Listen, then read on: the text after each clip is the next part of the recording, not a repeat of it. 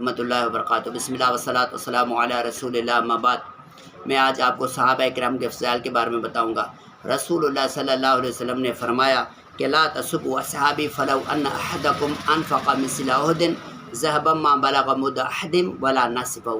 اللہ کے نبی نے فرمایا، صحیح بخاری کی روایت ہے، حدیث نمبر 3673 کے اندر اللہ کے نبی نے فرمایا کہ لا تسبوا اصحابی، میرے صحابہ کو برا بلا مت کہیں، انہیں غالب مت دیں۔ اگر آپ میں سے کوئی شخص اود پہاڑ جتنا سونا خرچ کرے اور میرا صحابی ایک مونٹ یا آدھا مونٹ اگر وہ اللہ کے راہ میں دیتا ہے تو اس کے برابر بھی آپ کا یہ اود پہاڑ جتنا سونا دینا بھی نہیں ہو سکتا۔ صحابہ اکرام کا احترام کرنا ہم سب پر لازم ہے۔